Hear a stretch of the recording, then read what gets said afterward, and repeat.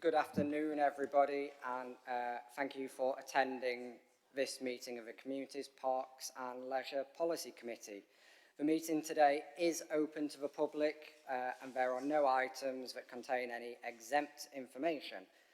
The meeting will be webcast and recording will also be available for people to view later through the Council's website. It is also possible that Sheffield Live TV will record and rebroadcast this meeting. Please can I request that mobile phones and other such equipment are switched to silent so we don't disturb the conduct of the meeting, and there is no fire test planned for today. So if there is an emergency evacuation, please take instructions from the Town Hall staff, and the assembly point is in Tudor Square. We'll start with some introductions. So I am Councillor Curtis Crossthorne. I'm a member for Bayton Ward and the chair of the committee, and we'll start, as always, on my left. Good afternoon, Councillor Alan Hooper, Councillor for the West Ecclesfield Ward. I'm Councillor Nabila Maulana, I'm the Councillor for Park and Arbourthorne. Councillor Karen McGowan for Burley Ward. Good afternoon, Councillor Tony Downing, Mosborough Ward. Councillor Laura Moynihan for Manor Castle Ward and Deputy Chair of this committee. Marianne Elliott, Green Councillor for Gleadless Valley.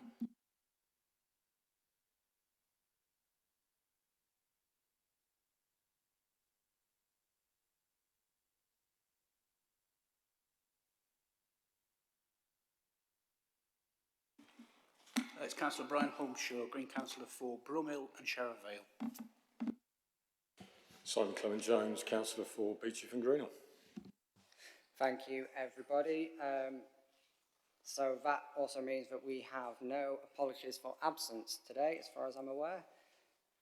As I mentioned in the opening, this meeting is open to the public and there are no items on the agenda containing any exempt information.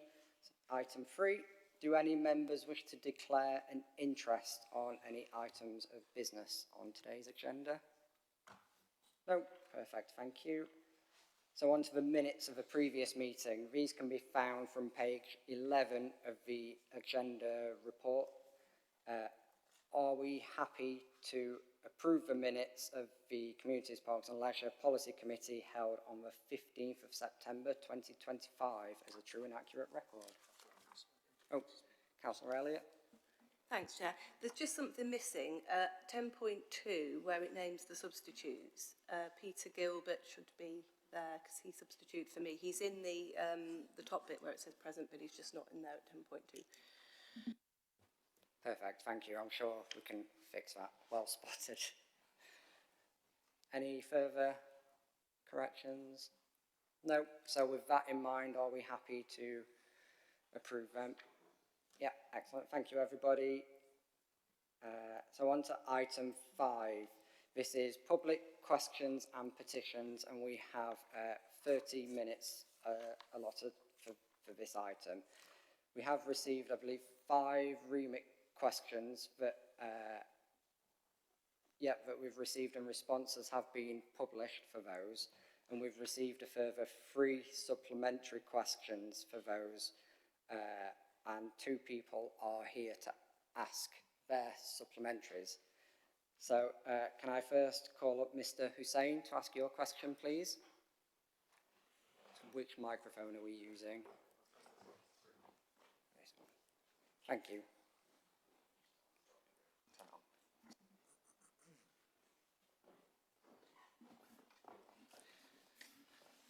Assalamu alaikum, everybody. First of all, I'd like to thank Councillor Curtis for his time and his responses on my previous questions. I've since sent some parliamentary question, which is kind of broken down into 6 parts. And the first part of the question is, on what grounds or legal basis does the council believe that the proposed drainage system, which we've recommended, will breach any legal or ethical grounds?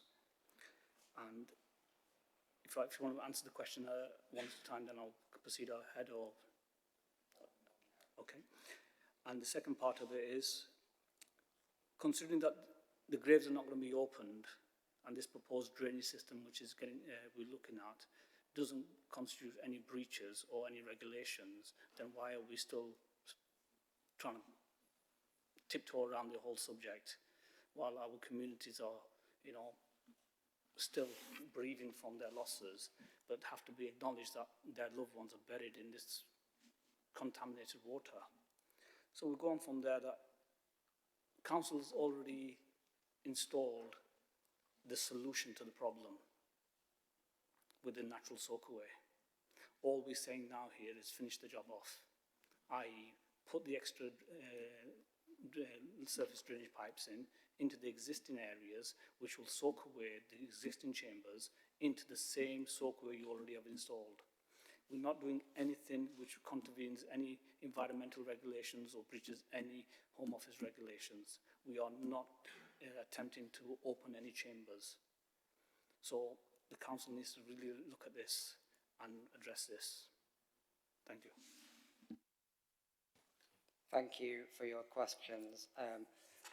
There are some details in there that I don't have with me today, but you will get a formal response on such as the legal basis on which we're working with that. And I think we had quite a good conversation before the meeting as well. It's clear that we all want a solution to this, one that is suitable for everybody who uses the cemetery. It is an incredibly serious and emotive subject because I think saying goodbye to your loved ones is the most stressful time that anybody goes through, and we as a council recognise that and want to make sure that everybody has a right to sort of say goodbye in a way that suits them. And while I personally don't have family at Shire Green Cemetery, I do have friends who do have family there, and so we do want to find a solution to this. And you're right with the fact that the new soakaway and the new designed lining has improved the situation for the new ones, but we do need to look at the existing graves. It sounds like you've got some good ideas, and I think that we need to have, I suppose, a bit of a back and forth conversation about this, that this forum isn't most suitable for. So let's have a conversation about that, and we do need to find a solution. So thank you again for bringing this, and I'll be in touch with you about when we can have that chat. Thank you once again. Appreciate it.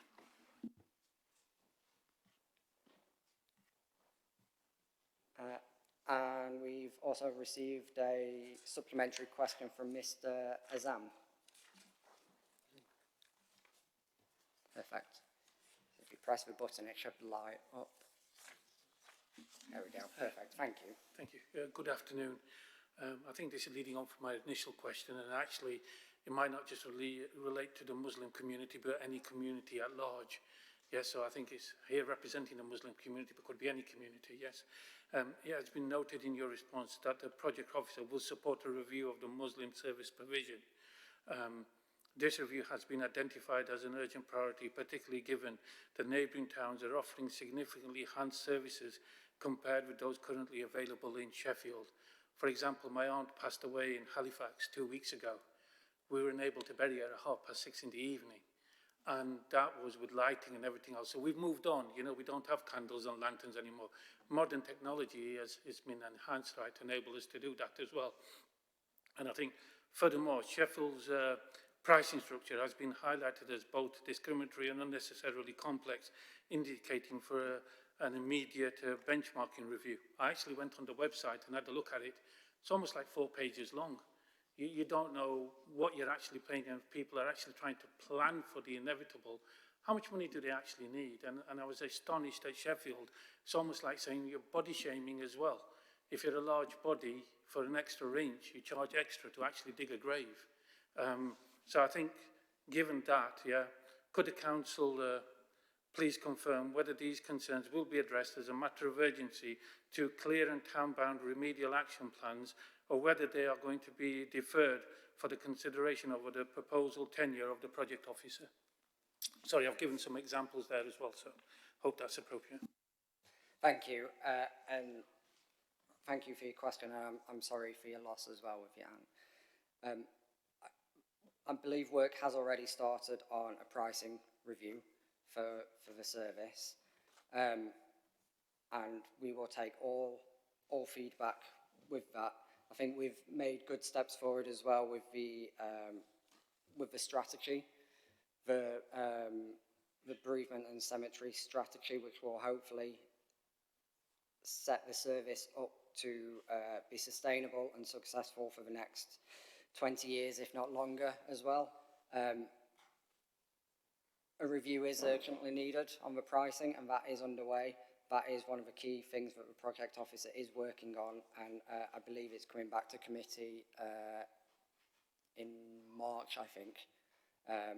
I might be wrong, I might have to correct that, but it's in the next few months that it will be coming back to committee, so we can make sure that everybody can be laid to rest in a way that suits them, of all faiths and also none as well. But I will get a formal written response to you with all the proper details in it as well. And thank you for your question. Yeah, thank you.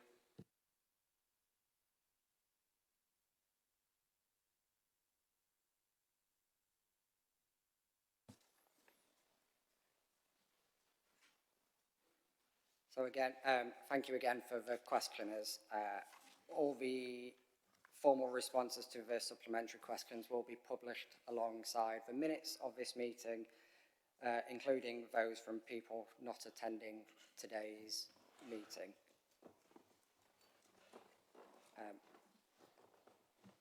Thank you. I believe that moves us on to item 6, which is members' questions, and we have received no members' questions for today's meeting, which takes us on to item 7, the work programme, from page 21 of the agenda. It's also worth noting that there is a proposed response to a council motion included in this item, which I believe has been emailed to members as well. And it's over to Joanne, who's going to talk us through it. Thank you. So, yes, the proposed response to the council motion protecting our parks has been emailed around to members. There are also some hard copies here, which I think some of you have taken. If you're all in agreement with the content, with the proposed responses, then I don't propose to read the whole thing out. But if you have got anything to add, then feel free to do so. Councillor Hownshaw? Yes, I didn't know they'd been printed out and were available at the front, so I've not had an opportunity to have a look at them. I've got the main papers, but I haven't seen those. Could we ask that this is deferred to the next meeting while I've got an opportunity to read through the information? It was emailed out to members, and I'm not... I've just been on a break for a week and come back this morning and read the papers, but I haven't had a chance to go through all the emails. I appreciate that, but we do also have other members on the committee as well, and I'd rather make progress on this important issue than defer it, to be quite honest, but I'm willing to take other feedback as well. Councillor Moynihan? Yes, I propose that we take this today because it was emailed out. I think it's particularly important. Sorry, Brian, your microphone's there. Something's going on, yeah. I think it's particularly important we take it because it will feed into the review of the Green and Open Spaces strategy, and to defer it will mean that this could weaken the work going on in that strategy. So I propose we take it today. Great, thank you. Councillor Holmeshaw? I don't object to taking it today, but I haven't had an opportunity to read through it, so I won't be able to feed anything into it. Okay. It's probably worth saying that if anything does come into your mind after reading it, then a lot of what is being proposed is further work, so there will certainly be opportunities to feed information in And of course, the work programme is a constantly evolving document as well, so we can add things at the next meeting if needed. Perfect.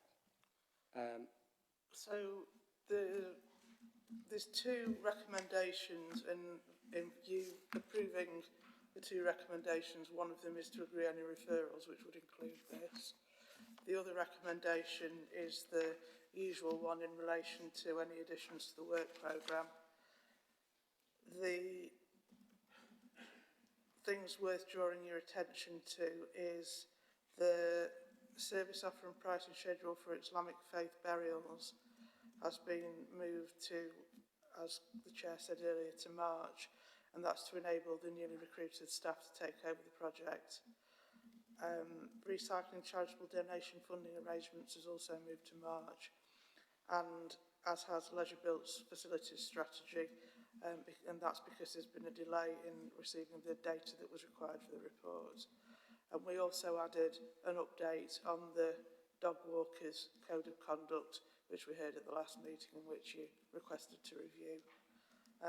So that's all. So if you feel you can vote for both of the recommendations, that'll cover the alteration to the work programme and the referral from the council motion. Thank you, Chair. Thank you. Councillor Downing?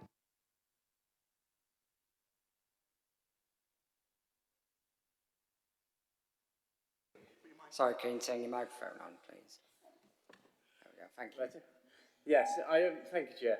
I understand the reason behind why we're deferring this because of staffing issues. But what I would like to say is we don't want to waste any further. We don't want any further delays, and to make sure that that we are communicating with the communities groups affected, and of course ourselves. So if that could just be noted, please. Islamic faith burials. The Islamic faith burials. Okay. Cheers. Yeah. Thank you.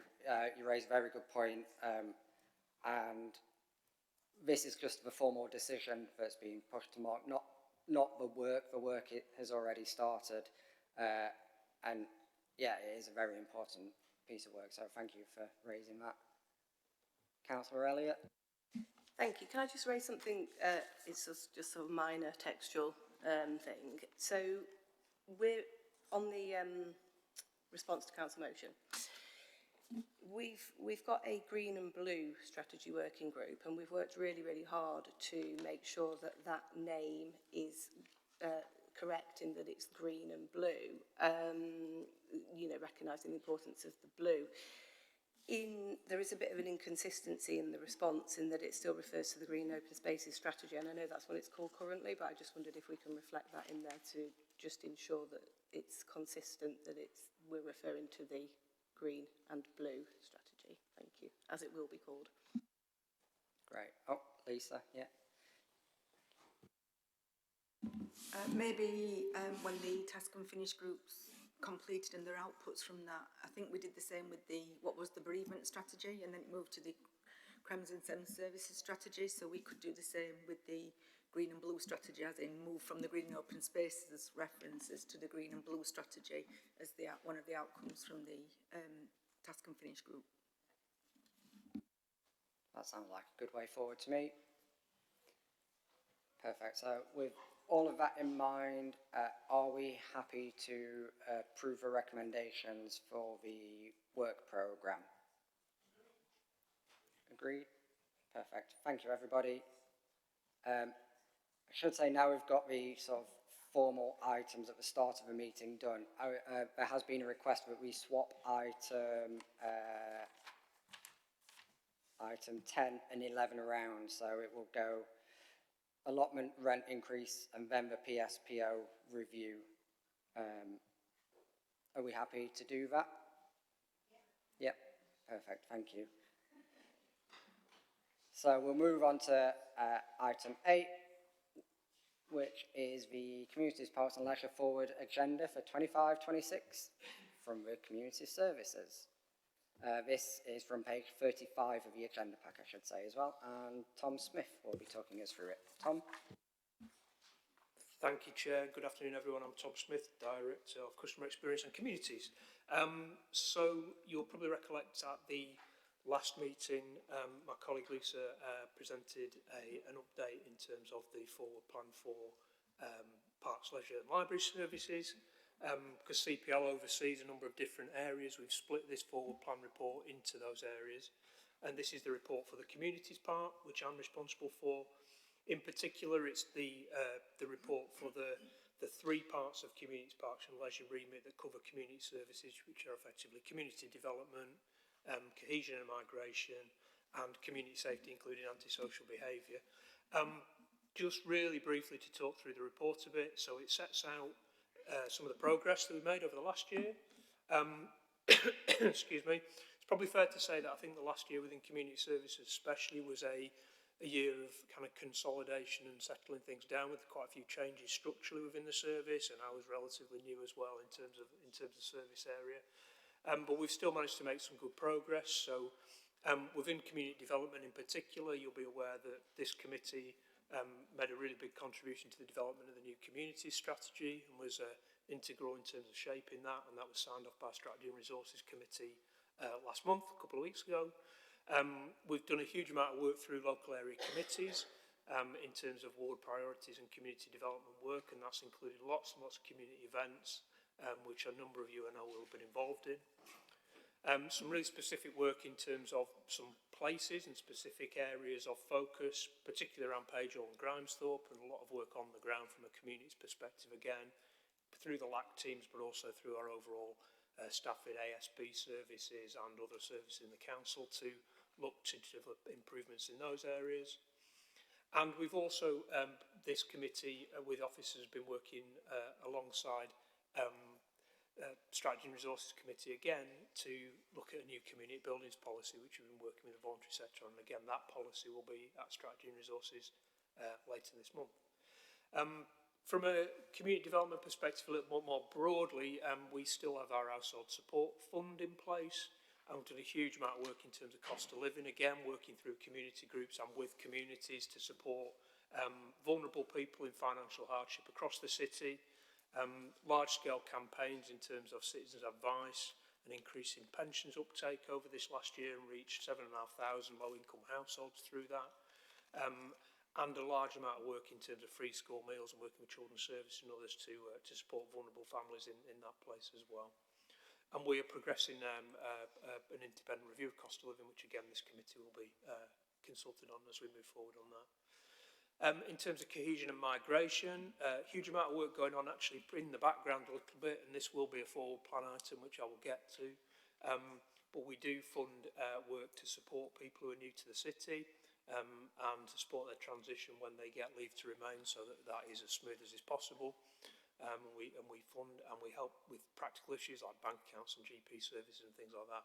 And we also continue to work on the council's resolution from full council to become a local authority of sanctuary over the coming years.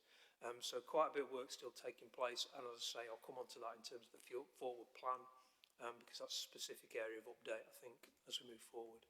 And then finally on community safety and antisocial behaviour, lots of work going forward. We will be talking about the PSPO later in this agenda. That's been a key piece of work over this last year and getting that in place and working in the way that this committee was really keen to see it working. We've done a lot of work in resetting our Safer Sheffield partnership there this year. A new Safer Sheffield crime and disorder reduction strategy was produced and recommended by this committee for approval by council, and that was formally adopted in July, and we're now working through all the work in that.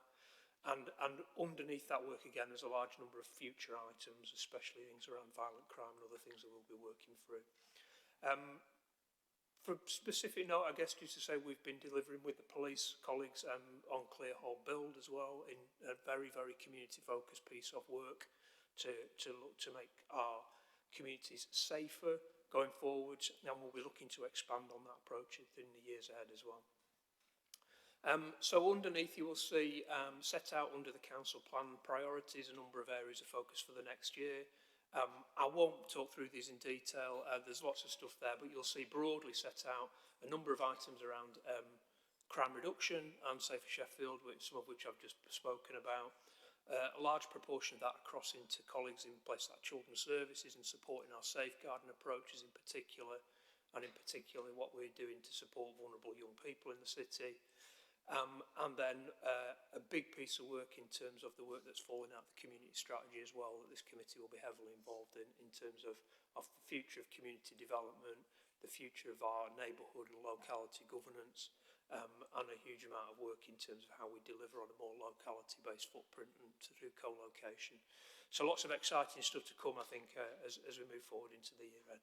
So happy to take any questions, Chair. Thank you. Great, thank you for that.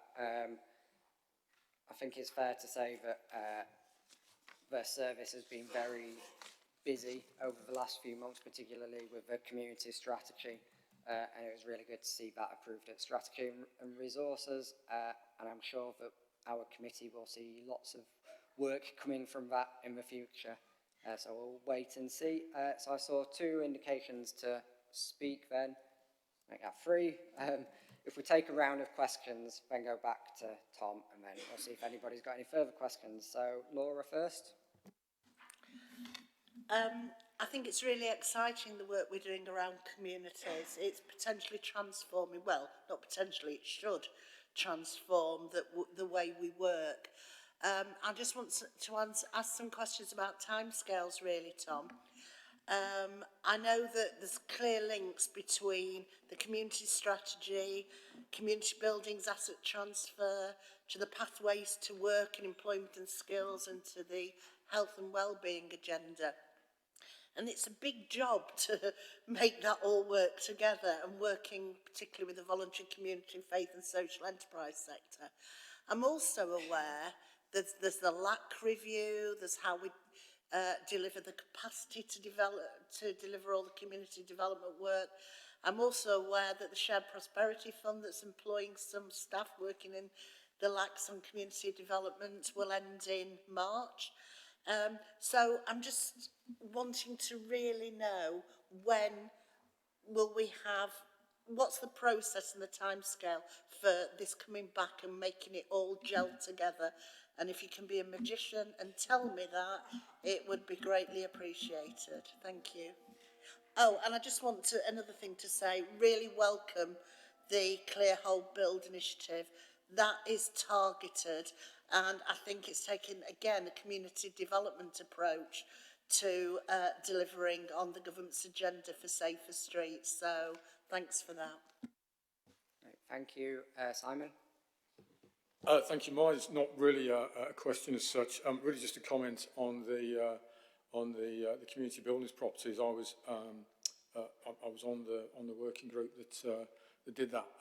And really just to say that you know, I believe it was a success. I mean, in terms of engaging with the right people, getting better policy, I think it was a success.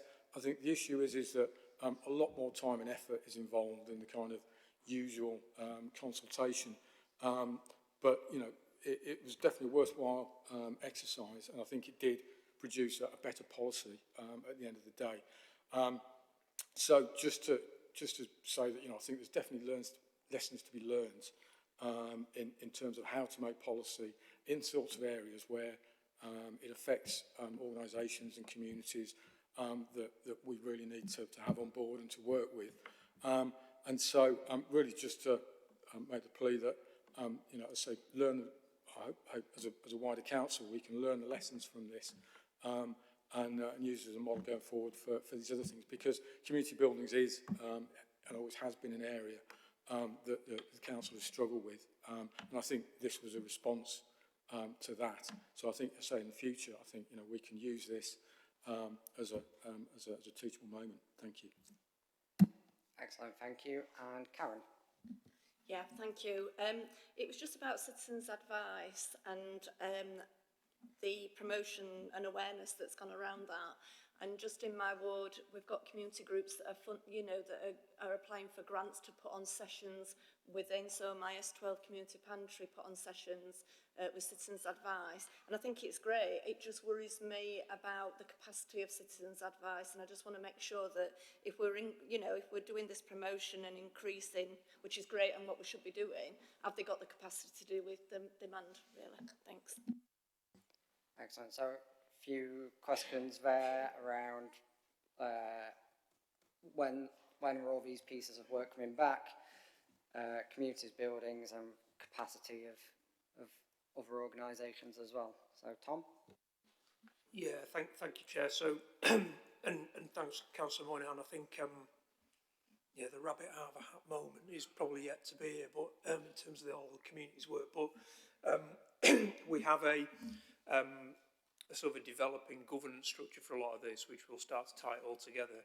You're absolutely right. The very nature of the community strategy is something that is designed to transform the way the whole council operates, and because of that it's incredibly complicated and will need a degree of working through. I think we've got the community building strategy coming to Strategy and Resources literally in 2 weeks' time, and that will really start to give us something practical to start working through community buildings on in terms of community asset transfers, and then hanging off that, what resource do we need within communities to support local organisations to take buildings on. So that will really start to flesh that process out, and that's one piece of work. We have an Empowering Communities Board internally. We've got the Future Sheffield Members Group as well in terms of engagement with elected members, and a number of committees that we'll need to engage across.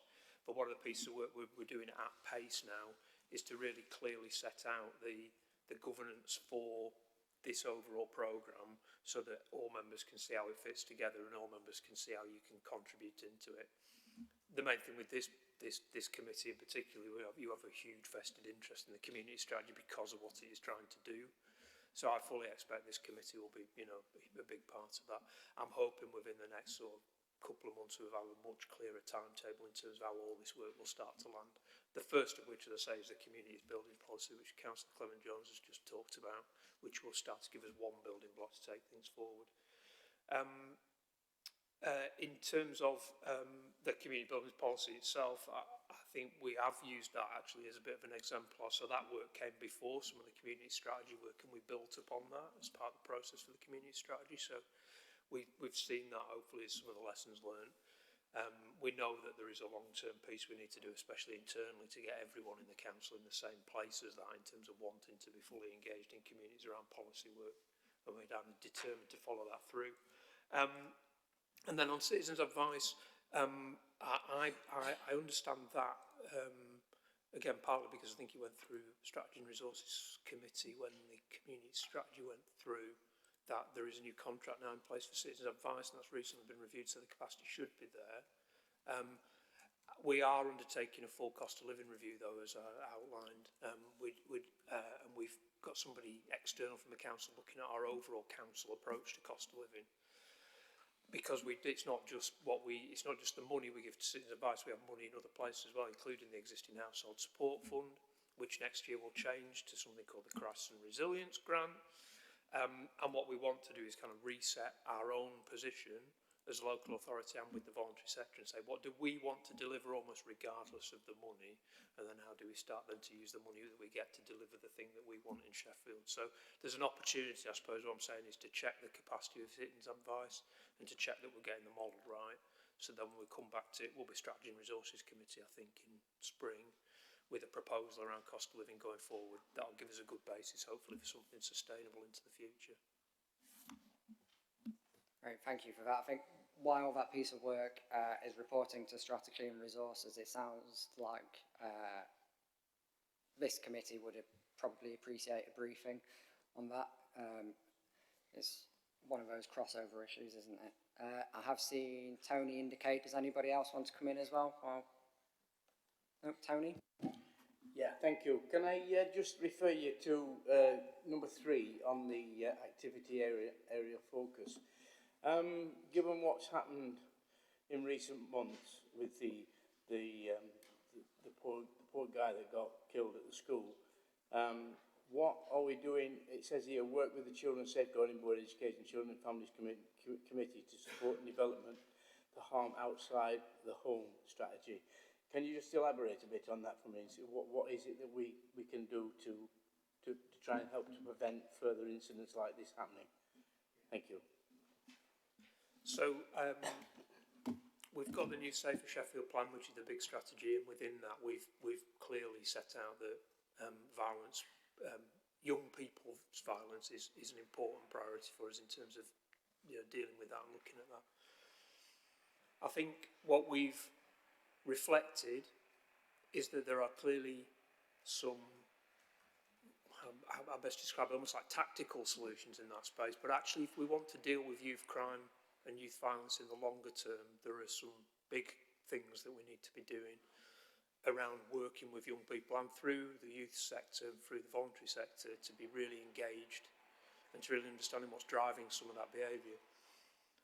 What that's led us to is doing a really clear piece of work with children's services. So instead of us, frankly, sometimes historically it's been, about the communities team or some of the council, almost like enforcement bit, working really closely with police colleagues and saying, well, how do we enforce our way out of a youth violence problem?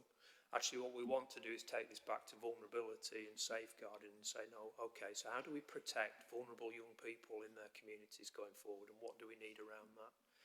And that becomes a much wider approach around, as I say, around youth services, around families and parenting. It becomes about hardship support. It becomes about poverty. Actually, it becomes about a whole range of other things. And the harm outside the home strategy in particular is effectively the children's safeguarding strategy. And instead of that just being held in children's, we are now going to hold that across community safety and in children's services. So it's a different approach, Councillor Downing, basically. Now, I haven't got the answers right this minute, but the first kind of big event of that, bringing together colleagues from voluntary sector and children's services and community safety, took place 10 days ago. And that will start to be developed into a plan to be brought forward for sign-off committee. But what we're trying to do is to do the genuine preventative work rather than just, and we still need to do the just, we still need to do the enforcement work with the police and others, but actually start to really think about how do we change the conditions that are driving violent crime in the city, actually. So not a very specific answer, Councillor Down, you probably grant this, I don't have the answer, but we're doing a lot of work to get to the answer. Thank you. Yeah, I think there's probably two parts to it in a way. There's the sort of reactionary things that we can take, but then there's also the how does a situation get like that to begin with? And I believe that there's the youth services strategy work that's being done in Parliament at the minute. So as that reaches conclusion and we get a better idea of what the government's asking, what's working up and down the country, I think that we as a committee need to have a good look at that and put something together for the city as well. It's a very good point that you raised, Tony. Yeah. So with all that being said, are we happy to move on to the recommendations? So there's recommendations on page 37, I believe, of the agenda. Are we all agreed with these recommendations? Perfect, thank you. Those are agreed unanimously, I believe. So item 9, which is the Parks, Leisure, Libraries Quarterly Performance Report from page 51 of the agenda. And the presenting officer is Lisa Firth. Thank you, Chair. So I'm Lisa Firth, Director of Parks, Leisure and Libraries. So I'm pleased to say this is the first of our Parks, Leisure and Libraries quarterly performance reports, which provides an update to the committee as agreed in the committee report in June earlier this year. The report outlines progress made across our service areas and aims to support the committee's ongoing oversight and decision making. So a little bit of context. I'm going to assume that everyone, sorry, Councillor Humshaw might not have had chance, but I'm going to point some key things out to you in case you haven't had a chance to read all the papers. So, yeah. I've read all the papers apart from the one that arrived. All right, okay. The one that arrived late, yes. Okay, thank you. So it provides a structured approach for effective performance management against the council plan outcomes, major programmes and areas identified for improvement, and it's designed to provide members with a comprehensive view of the overall CHIM performance, service delivery, financial management, and ensuring that the Communities, Parks and Leisure Committee connects with the other committees around performance and governance. So as Tom said when he introduced his report, as you're fully aware, this committee's remit is very wide, and so in that June report we agreed to split the performance reports into a communities report, youth services report and parks, leisure and libraries. And so this report focused on parks, leisure and libraries and bereavement services, and the other services will be reported separately. So some key paragraphs for your reference at section 2 of the report and 2.1 and 2.2 summarises the Everyone Active contract performance and the Places Leisure contract performance. And it does ask members to note that the Places contract does not have the same detailed reporting as Everyone Active, but when the contracts move over in September 2026, the reporting framework for Graves, Thorncliffe and Wisewood will follow the same structure as the Everyone Active reporting for the rest of the leisure estate. At 2.3, we've included reference to libraries and archive performance for Q2 of 2025-26. We've tried to align where possible the quarters of the financial year with the reporting cycles for committees, which have not quite lined up directly. So there are some that are quarters and some that are year to date. But the library performance in Q2 reflects a mixed picture. Overall visitor numbers showing a slight decrease of 1.3% compared to the same period last year. But there are some libraries which include Firth Park, Hillsborough and Woodseats that have recorded an increase in footfall, which is good to see. The Central Library, Archives and Graves Gallery project continues work with the consultants Counterculture and the Local Studies Archives are included in that review. 2.4 of the report summarises information from the bereavement and coronial services summary performance, most notably that the FBCA, so that's a Federation of Burial and Cremation Authorities, which inspects every UK crematorium on a 3-year cycle to make sure that it's compliant with CREM regulations and DEFRA. It visited Huckcliffe Wood in August and City Road in September, and you'll be pleased to know that both were rated excellent. So really well done to the services there. At section 2.5, we've summarised grant-funded projects, including Hillsborough Activity Hub, which was opened in the summer, the Move Well exercise referral scheme, which is not an exercise referral scheme, but is the best way to understand it. The report gives more detail. And the Species Survival Fund at Shirebrook Valley. And we're also delivering a number of capital projects as well, those with funding secured and currently in delivery or are being delivered over the next 12 months. They're also included in the report. And then finally, we've included the complaints that we've received into the service. Thankfully, we don't tend to receive that many complaints, which is good. The report does say that we received 19 complaints in the first quarter of the year, and the average response time for those complaints was 13 working days, which is outside. There were 24% of cases were outside the target response time of 15 days. That's not usual. And there is a caveat in there that the new reporting system wasn't quite correlating with the information that was being input to it. So I'm hoping that by the time I bring you another report in 3 months' time, you will see much more positive results from that.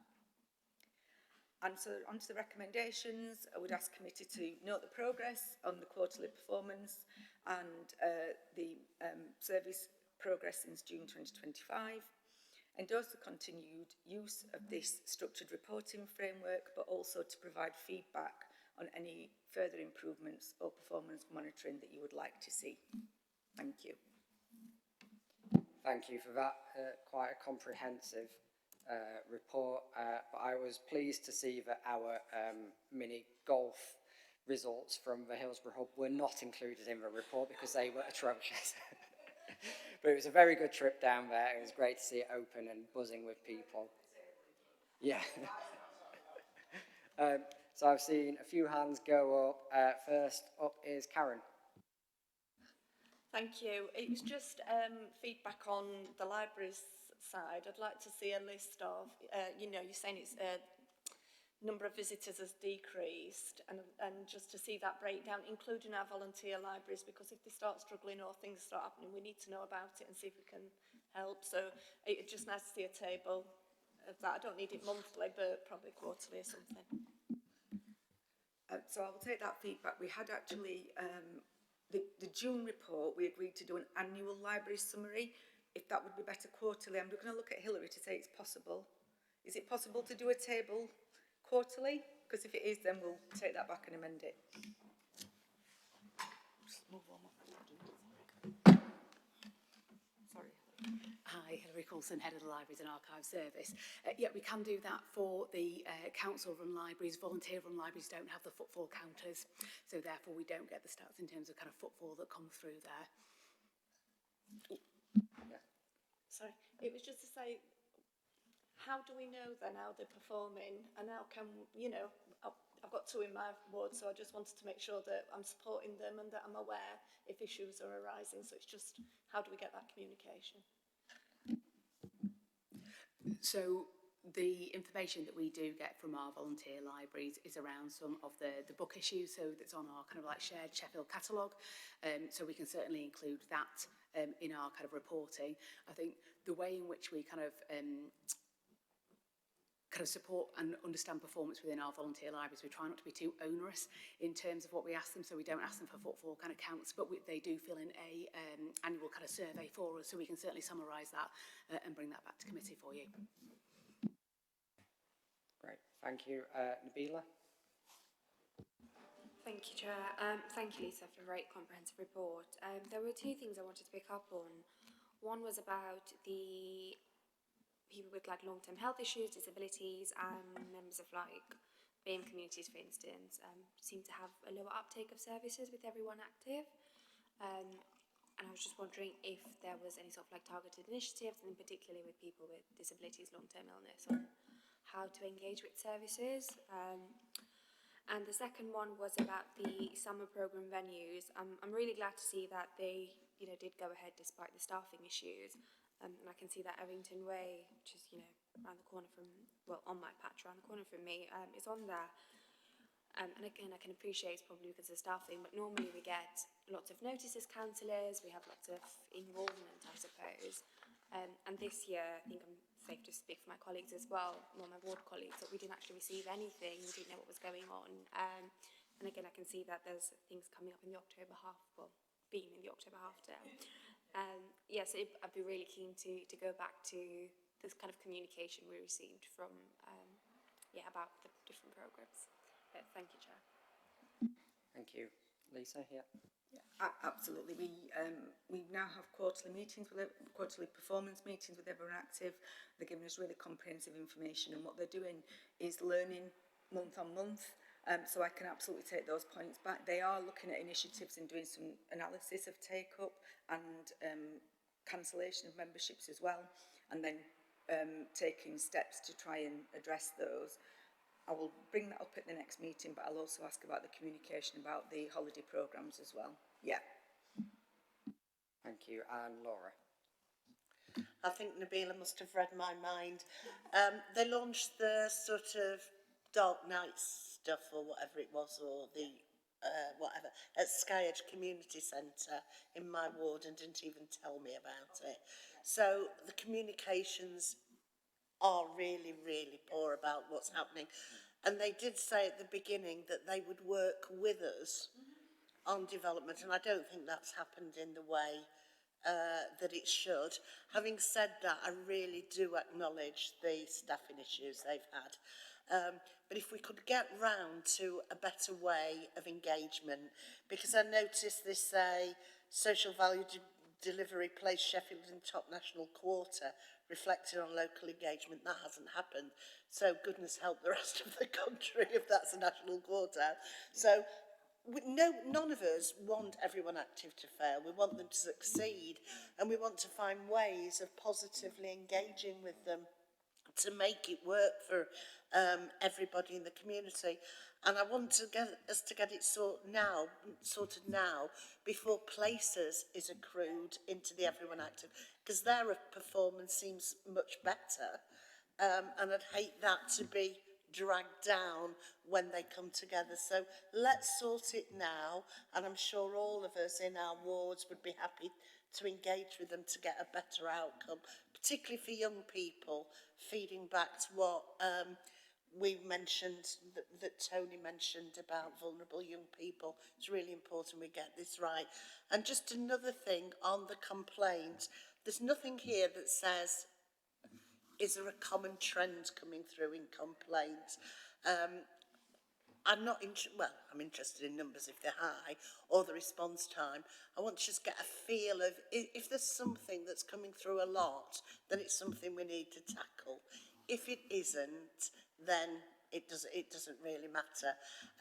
Have had complaints about price increases, including for refreshments in everyone active facilities, but my response has been quite clear. Prices of food and consumables have gone up. Wages have gone up. The living wage, national insurance. So it isn't unreasonable that everyone active prices have increased. And I think we need to be clear when we're communicating to people the reasons why. It's not everyone active hiking it up from Sheffield City Trust.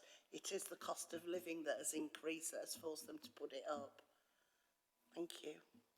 Yeah, some good points there, and I 100% agree with you on the communication with ward members as well, because I'm sure we all have people that we'd like to direct to these events that are going on. We can help make it an even bigger success, so yeah, it's definitely something we need to fix. Sorry, can I just... Yeah. I've just thought of something that's Go on, relevant. yeah. Sorry. And I'm on the MoveWell steering group, and the links between MoveWell and the people using the centre with long-term health conditions and disabilities, there would seem to be some correlation there, and perhaps we can boost the take-up by people with certain conditions by linking referrals. And on the complaints, I wonder if it's worth in future reporting, if we could have some sort of qualitative look at the complaints, so we can get an idea of what people are actually saying. I know we only had 19 last quarter, so we also have to be careful for data protection things with it being a small sample, but I think we do need to keep an eye on what the complaints are actually saying as well. Have anything to come back on? Yeah. Yeah. So complaints, absolutely. We just don't have the data from this quarter because of the new system. But yeah, I will put you some tables in, some analysis. Off the top of my head, no common themes coming through. We get there's a persistent complaint that comes into libraries from one library member that is kind of we receive regularly, don't we? But other than that, no, there's nothing really that I can say this is an issue in any of the services, so that's good. But yeah, I'll definitely include that data because we will have it next time. Everyone active, absolutely take all your points on board. We've got more data than has gone into this report as well. So I think Councillor Crosthorne attends those quarterly report meetings with everyone active. We can take this and feed it in and actually have a look at what else we might want to put in here, because there is a lot of information. No communication to councillors. I wasn't aware that had happened, so I do apologise. And on the MoveWell programme, I think that might be happening in terms of the referrals. And if Tammy was here, she would give you a fuller answer than myself. So again, I'll take that away and get a bit more information for you, because I think that might be already happening. Is there anything else that I haven't answered? I think just agree with everything, and we'll make sure it's a progressive progress. So. Yeah, thank you. So there's a couple of things for us to take away and possibly look at in briefings about the MoveWell things, communication with ward councillors, and there was something else that I forgot, but I'm sure it's written down. There we go, yeah. Members of staff for the community programme have started and are starting soon, so we should have a full complement of staff in place in that programme, which will be massively helpful. And the other thing I was going to mention was on the food and beverage. what is not in this report is, for instance, we know that Everyone Active have recruited, I think, 17 more lifeguards. That number might be incorrect, so I apologise, but that was part of the discussion that we had. So there has been an increase in a net increase in staff employed on the contract as well. So there are positives and negatives, but yeah, whatever you want to see in this report, we will put in. Excellent. Thank you.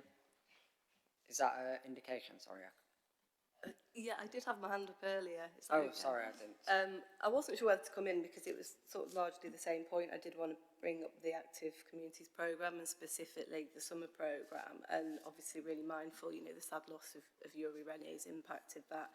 And it's the summer programme delivered 6 days a week, so five to 6 weeks, something like that, but only 165 people attended. I mean, I wasn't wanting this to be negative, obviously, just to try and make it better for next year.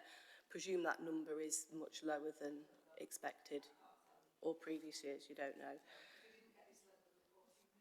Okay. So, I guess, yeah, just to sort of think about how to make it better for next year. And I was looking at the contract agreement and just backing up what the other councillors have said. You know, the agreement says regular and meaningful engagement with community leaders, local councillors who inform the Active Communities Delivery Plan, ensure hard to reach communities have a voice. I mean, something was delivered in my ward, and again, you know, there was no consultation. So, yeah, just wanted to back that up. Thank you. Thank you. I was just going to repeat what you said, Lisa, off microphone about the fact that we don't know if we don't have previous data for the summer programme. So we've now got a baseline, I think, for going forward, and it sounds like a lot of learning points to take forward as well. Do you have anything further to add before? I might be able to find some older data on the summer programme, which I will try and do to give some analysis for next time. But yeah, all points taken on board, and I know that from the meeting with Everyone Active around the performance, they'll be really keen to you know, to address these points that you've raised. So I will take that away. Great, thank you. So I will move us on to recommendations on page 53. I won't read them out because they're in front of you. Are we all agreed with those recommendations? Agreed, perfect, that was all agreed. Excellent, thank you. So, thank you, Lisa. As mentioned earlier, sorry to the people who are here for the PSPO, but we pushed back an item, so we'll move on to the allotment rent first. This is from page 101 of the agenda pack, and I believe James is coming to talk to us about it.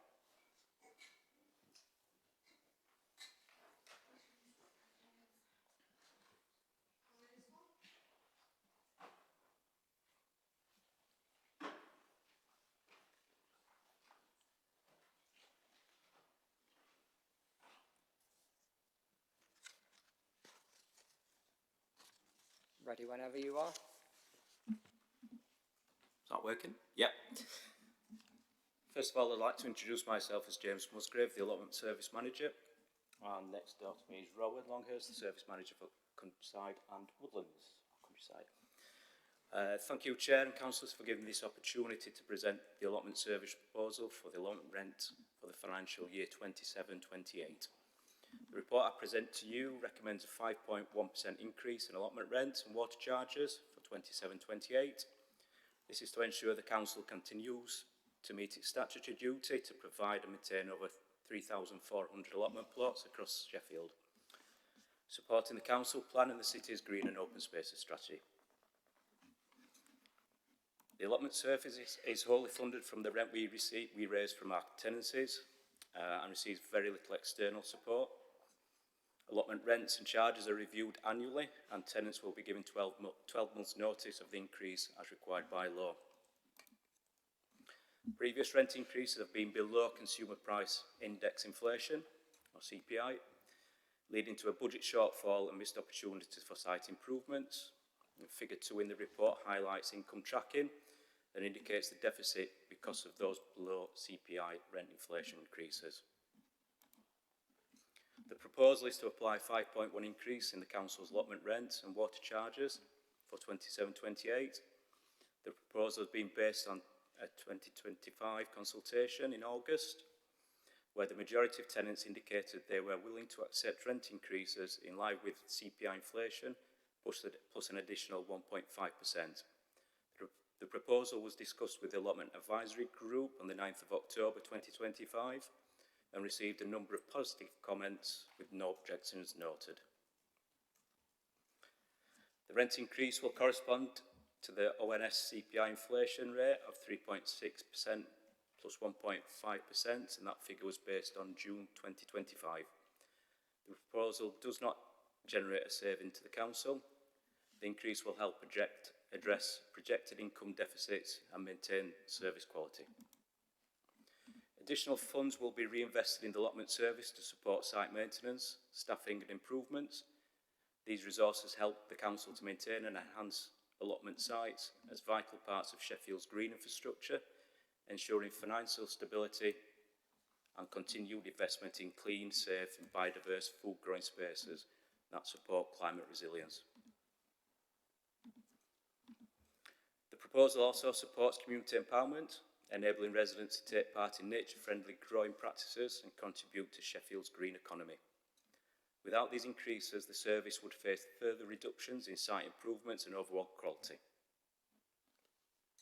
The increase in rent would be comparatively small, between 76 pence and £10.61 per customer per year before discount, and this depends on the size of the plot, the provision of water and entitlement to discount.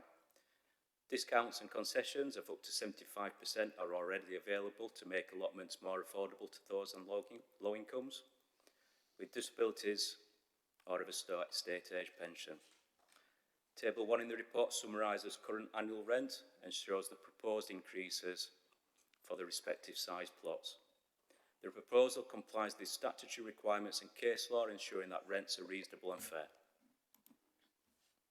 Alternative options to the proposal have been considered. Option 1 would have been no increase in the annual rent. This was rejected due to the risk of further service decline.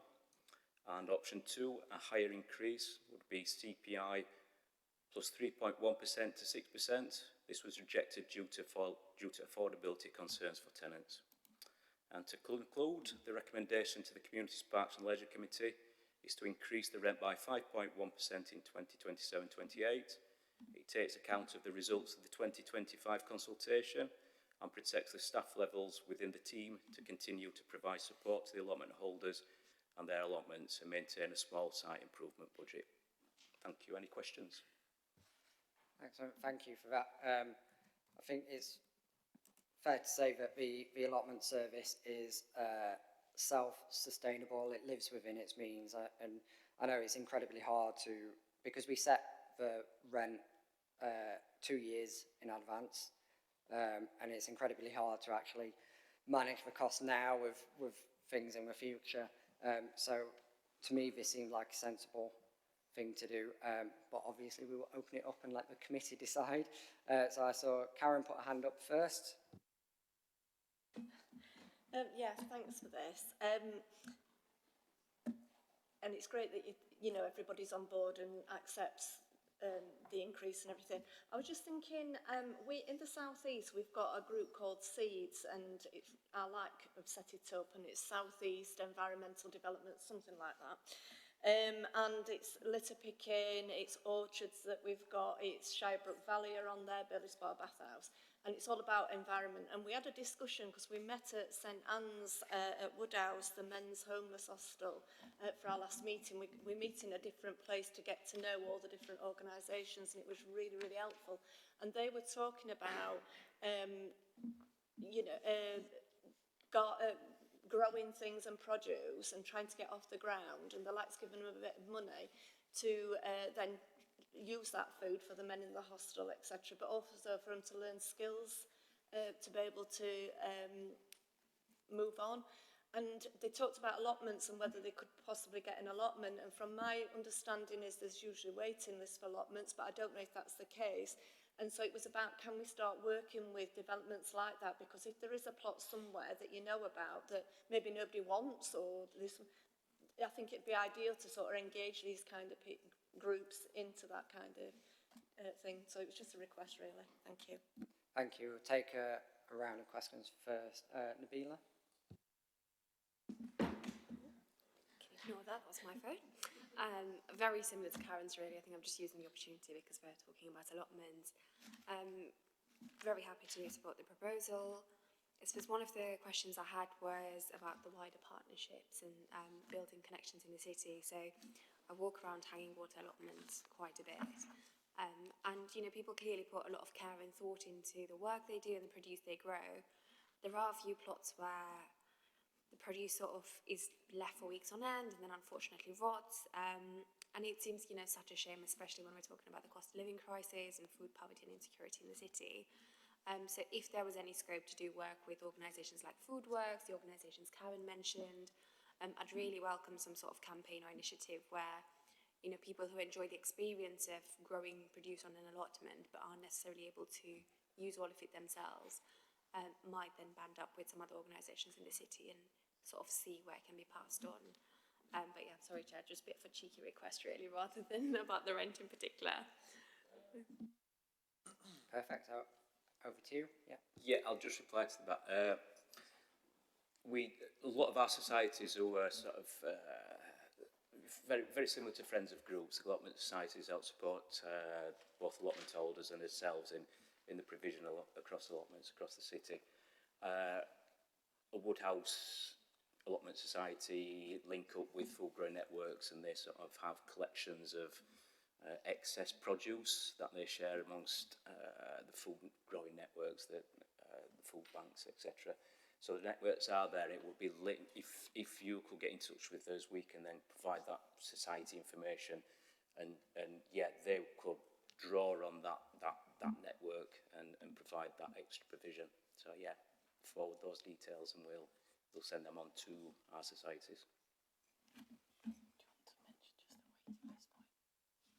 Yeah, I'll just add to that in terms of our provision across the city. Yes, we provide around about 3,500 allotments, 200 unlettable plots that are sort of stuck there. Unfortunately, we can't invest in those to make those improvements on those plots. In addition to that, we have a waiting list which is approaching another 3,500. So in terms of Councillor McGowan's request about those unlettable plots, those growing spaces which we know are there, that additional site maintenance budget, we could allocate a certain amount to that and then obviously take some pressure off the waiting list. It won't deal with it completely, but even additional plots off the waiting list are fantastic for us. It generates that additional income as well. Great, thank you for that. Any further questions on this? No? Well, it sounds like this is a sensible proposal. For some people, this will be less than £1 a year increase, won't it? At most, it will be £10.61 per year increase. And yet it will make quite a big difference to the sustainability of the service as well. With that in mind, I will move to recommendations on page 103. Are we all happy with those recommendations? Agreed. Perfect. Sorry, Brian, just to confirm, was that agreed, or because usually we put hand up to dissent, so I'm just checking. Agreed. Yeah, agreed. Thank you. Thank you for that. And we'll move on to our final item, which is an update on the PSPO. This is from page 73 of the agenda, and we're going to be joined by a number of people. We've got Jason, Paul from South Yorkshire Police, possibly Tom Smith, Ben Brailsford, and also James D. See if we've got enough chairs for this.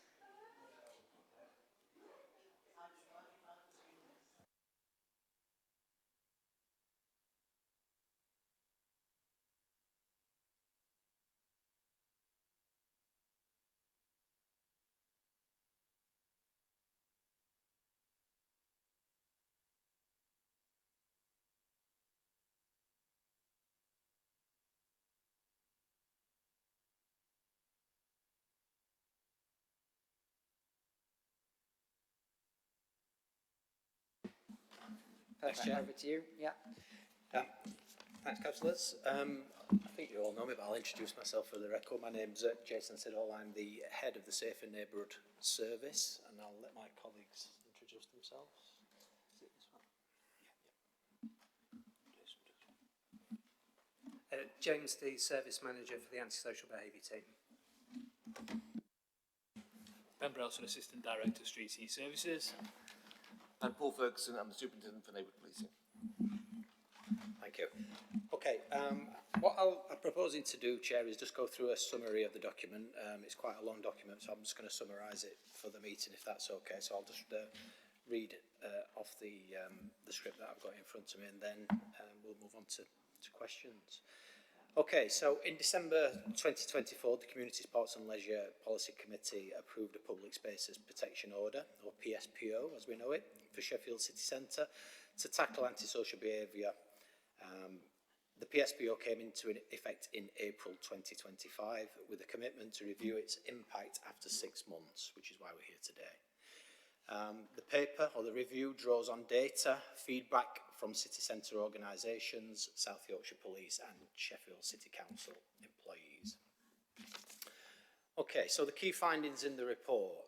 There were, so far, there's been, or at the point that the report was written, this you will appreciate changes on a daily basis, but at the point the report was submitted, there have been 2,286 breaches recorded over the first 6 months. The most common breaches were for loitering at 44%, begging at 30%, alcohol at 14%, drugs at 11%, and urination and defecation at 1%. Multiple breaches of the PSPO have often been committed by the same individuals. So just to note, it's not 2,286 individuals. So in terms of the actions or enforcement actions that have been taken by officers from the council and police, 541 instances of advice and support have been given. There have been 827 directions to leave the PSPO area. There have been 136 alcohol and 31 drug confiscations. There have been 227 notices of intended action issued to 125 individuals. There have been no fixed penalty notices issued to date, and there have been 72 referrals to the harm reduction meetings for vulnerable individuals. So we carried out a survey, and the survey results are quite comprehensive in the actual report itself. I'm sure you've had a chance to look at that, but just to summarise, there are only 11 organisations completed the survey out of 105 visits to the actual survey itself. So the survey was published on the Council's Have Your Say platform. 54.5% of organisations supported the Public Spaces Protection Order before it was implemented.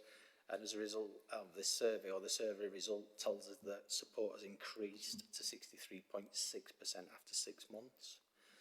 50% of respondents felt that antisocial behaviour had reduced, and 30% felt it had increased or not changed. Most people who completed the survey, or organisations who completed the survey, felt that enforcement was about right or slightly too lenient, and none thought it was excessive. And there were some concerns raised about displacement of antisocial behaviour to areas outside of the PSPO boundary. So early evidence suggests that PSPO has improved safety and perception of safety in the city centre. Partnership working between council, police and community organisations has improved. The approach, as agreed with the committee when the decision was made, has prioritised advice and support over punitive action, especially for vulnerable individuals. So some of the challenges highlighted in the report: displacement of antisocial behaviour to adjacent areas has been raised as a concern, and that's been monitored. Persistent offenders, and there are some of them, may require more formal enforcement action as time goes by. And the relative low survey response that we received limits the breadth of feedback that we can offer to the committee today. We did push the survey out on a number of occasions and actually opened the survey back up for a further week, and officers really pushed that, but we had a low response rate.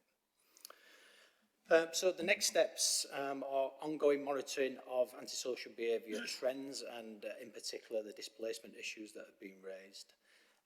Continued partnership working and support for vulnerable individuals. There's always a potential to extend the public spaces protection area if evidence supports it, but that would be subject to further consultation. So in conclusion, the first 6 months of the PSPO shows positive trends in reducing visible ASB and improving perceptions of safety, though challenges remain around displacement and persistent offenders. The approach that we've taken has balanced enforcement with support, and an ongoing review will be essential to ensure long-term effectiveness. Thanks, Chair. Excellent, thank you. So I've seen one indication to speak. Let me write these down before I forget. I think it's from my own anecdotal feedback, the city centre does feel safer and friendlier. I've had reports from family and friends who also say the same. I think it's fair to say that the survey results probably show apathy both ways on that, which for such a big change, it's probably a good thing because it means that there's no serious issue with it. I think when we originally voted on it, I was quite eager to make sure that this didn't affect any particular group of people, and so far we haven't had reports of that. So when we come back round to after this first round of questions, it'd be good to hear any interactions you have had with organisations who support vulnerable people as well, to hear what they think. So yeah, I'll take some questions first. I'll change the order slightly just because I've started on the left a lot. So I'll take Marianne first, Laura, I've just seen Alan as well. Marianne, Laura, Brian, then we'll go for some answers and then we'll do some more. That's okay. So Marianne first. Thank you. I've got a few questions, so maybe I'll just do a couple now.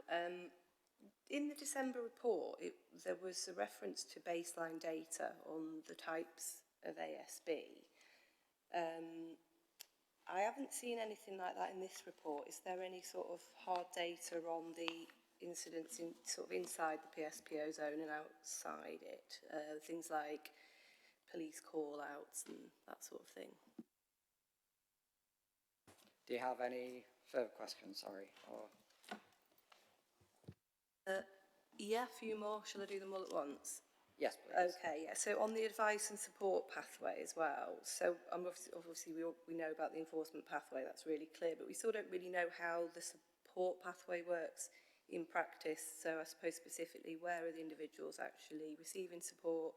What's the uptake of engaging with support services? What's the council do to support the organisations that are supporting those people? Is it impacting their capacity? You know, just some more statistics on that would be useful. Thank you. Excellent. Thank you. Laura? Thanks. I always thought 6 months was too soon to review this, if I'm really honest. And I think the response to the survey shows this, because if they'd been involved in intensive consultation as part of the PSPO, they've probably got a bit weary of response, and I think in another 6 months people might be more ready to respond again, and things like this need to be bedded in. And I was really supportive of taking a cautious approach, not rushing to enforcement, but to support particularly vulnerable people, and we made that clear in all the way through our discussions on this. I think, though, from what I've seen in the city centre, there is a cohort of people who are not responding. They're not seeking, they're not using support services. They are reoffending, they are moving to other locations to offend. And I do think in those cases that we do now have to move to enforcement action, because I heard anecdotally that some people think nothing's going to happen to us if we breach the PSPO.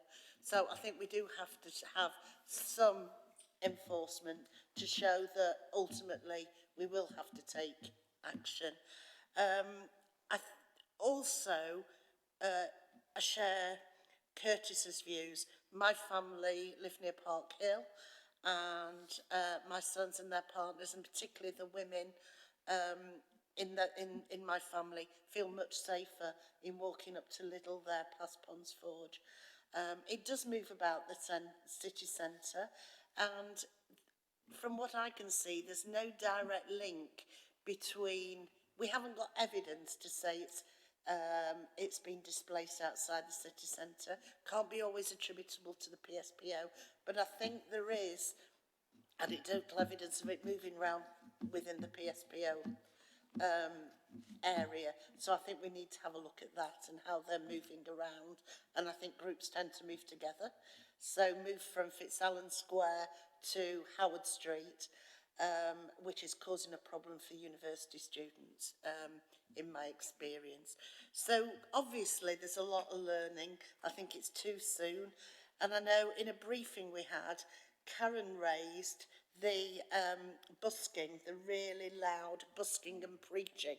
I witnessed it on the moor where the decibels were ridiculous. I went to the market to buy some fish just to lighten the conversation. And there were people sitting having their lunch on the moor on those benches, and they actually got up and walked away. They didn't want to sit there through that noise. Now, I know that's not covered by the PSPO, the loud noise, but we do need to look at what other powers we have to mitigate that, because it is ridiculous. And I don't want somebody shouting at me that I'm doomed and I'll go to hell, because I know that anyway. So, you know, I don't need anybody to tell me. Thank you. Thank you. We'll take Brian now, and then we'll go back to the panel. Right. Thank you, Chair. So what we don't have is comprehensive data, do we? We've got 9 comments here from relating to particular groups of people. 3 of those 9 are saying, well, we haven't got the data, from what I can see on page 82. One of them is saying that antisocial behaviour has been dispersed out of the PSP area into surrounding locations. These are anonymised, but it becomes clear who some of them are, and that's a university who's making a comment there, because they say that later on. So they're saying it's been dispersed out. My first point is about the data, though, and it's not comprehensive enough. It's not comprehensive enough for the city centre, and it's not comprehensive enough for the areas around the city centre, which I have been reporting as a ward councillor have been changing as the summer's been going on. And I expected better, more comprehensive data coming out of this, because I've been asking for it. So that's the data. Oh, actually on the data, ward councillors in the city ward and ward councillors in BNSV, just to take 2 wards, have not been contacted in connection with this survey.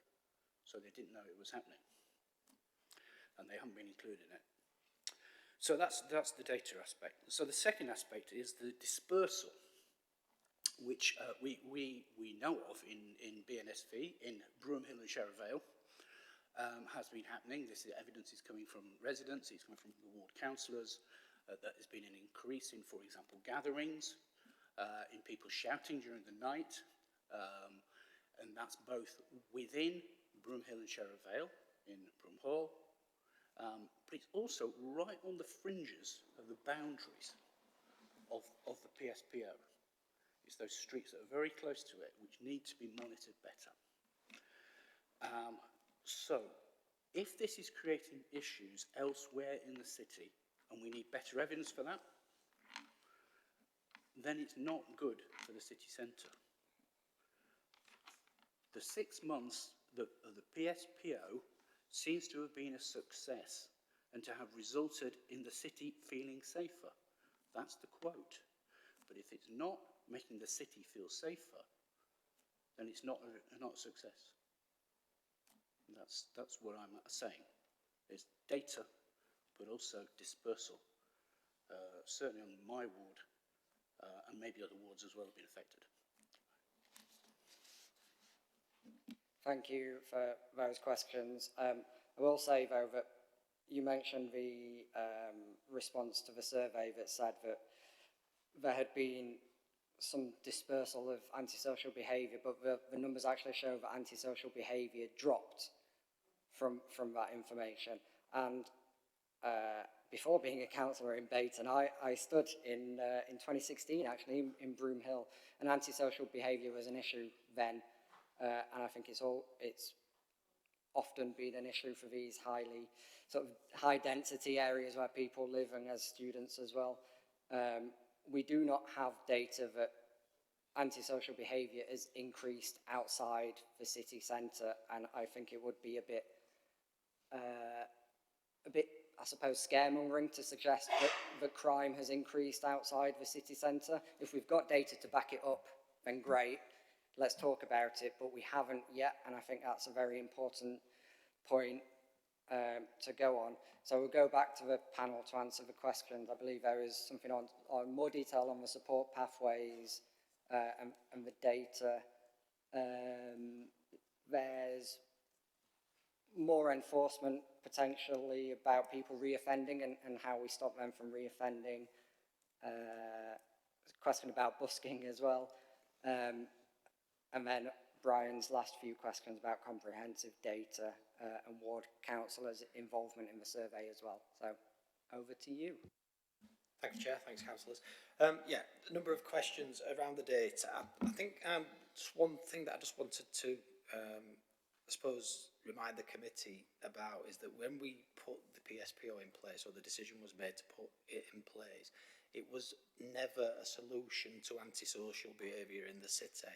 It was part of a number of different solutions to tackle antisocial behaviour in the city centre. And there's been a ton of work across the summer gone off in the city centre around the government's Summer Streets campaign, for example. We've got hotspot patrols or additional hotspot patrols. We've received grant funding from the government for additional hours for the city centre ambassadors to work longer and later in the day, and a lot of other things that perhaps we haven't got time to go into absolute detail about today. That the request from the committee in the original resolution was to come back and talk about the PSPO and the work we've done around the PSPO, but there is a wider conversation about antisocial behaviour and data. I think it's just worth making that point. In terms of displacement and data, I think Councillor Moynihan made the point that we're only 6 months in to the inception of the Public Spaces Protection Order.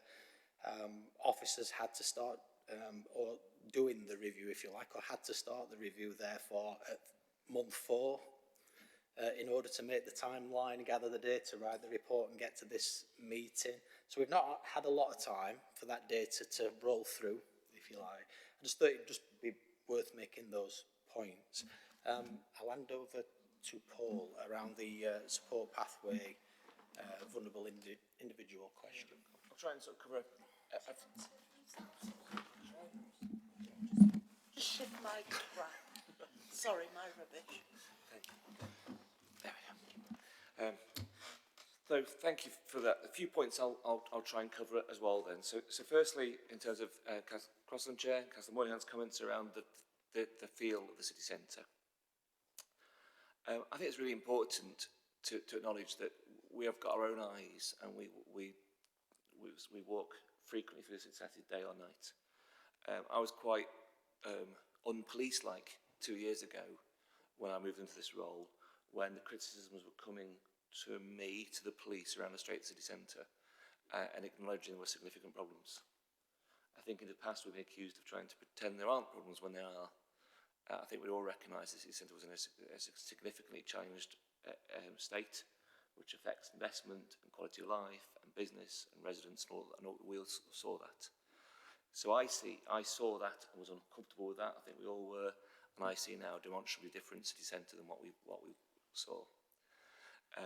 ASB figures tell a story, but they're also a subjective story in that people will report antisocial behaviour based upon their perceptions, but also to their confidence as whether something will change or not.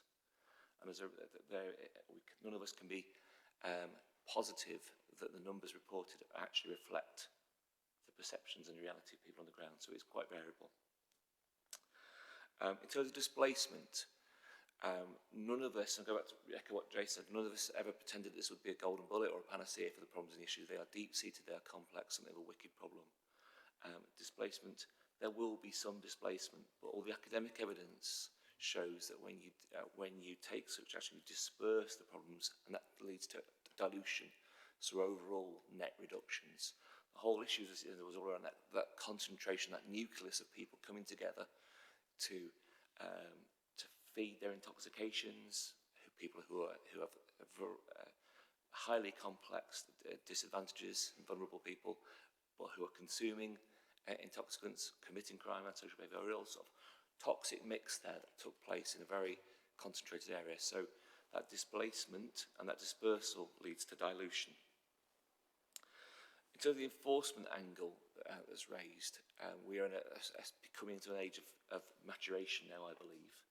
We were all quite clear, you were very, very explicit, all of you in your direction, that you didn't want some form of draconian state where agencies would go out and ticket people left, right and centre.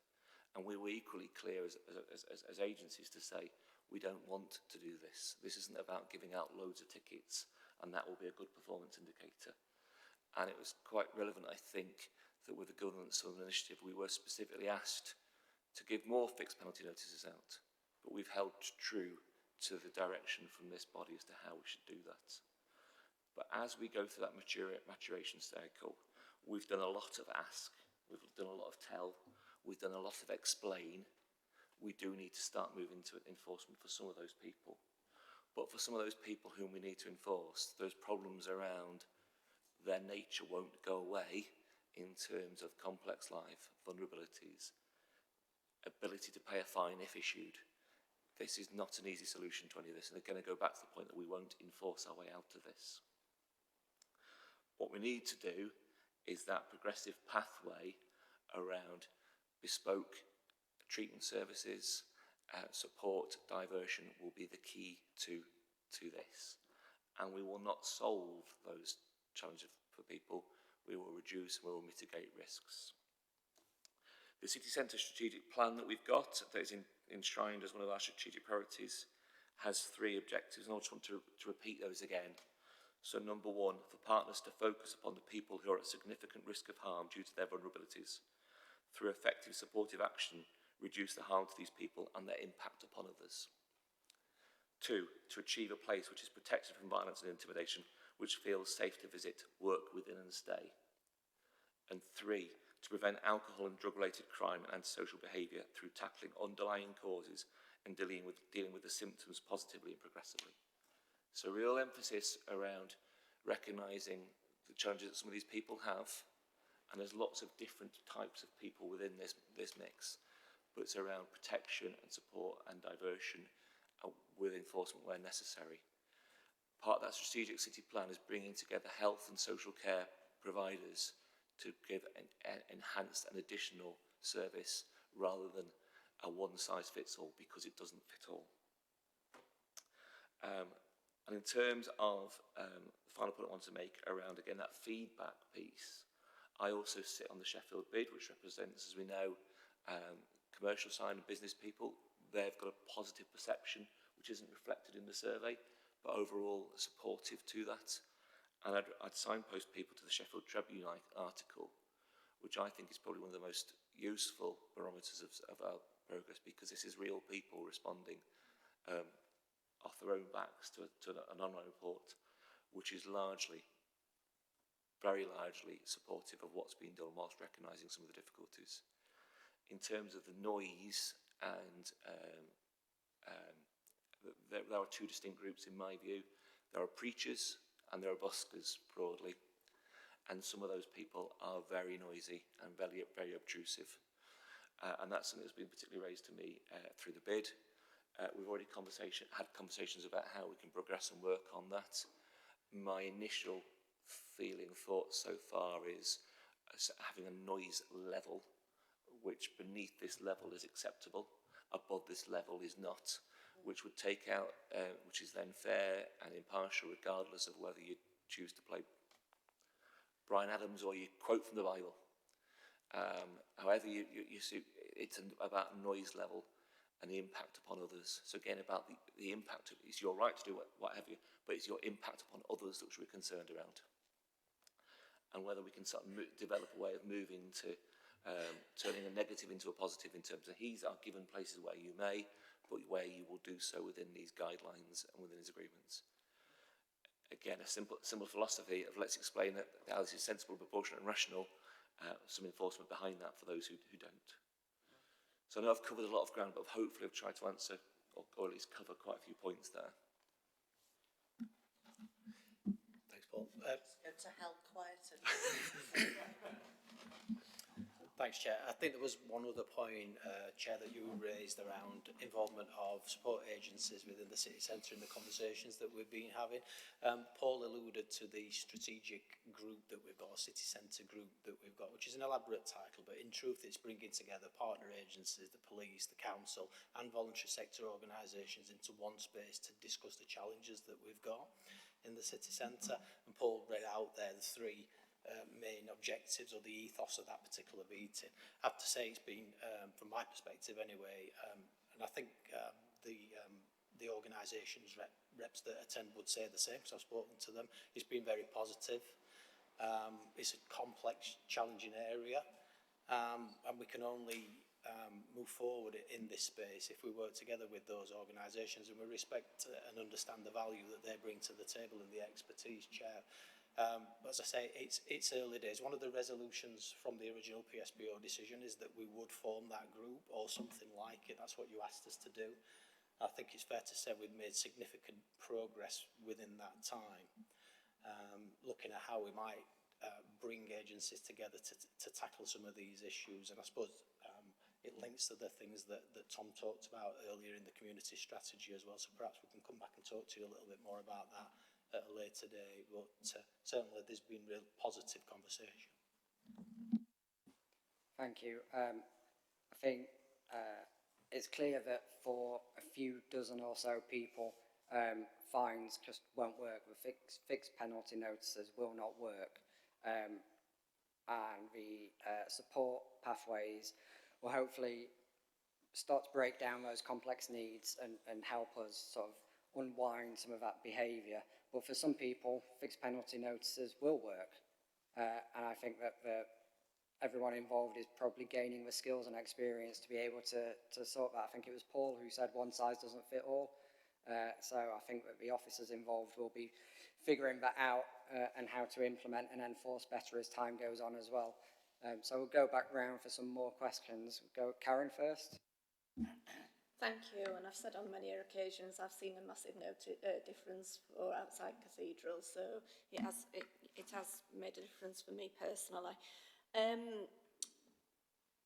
know it's early days, and I think I've raised it before, but I think what would to make this more personable is to see some case studies, and good and bad.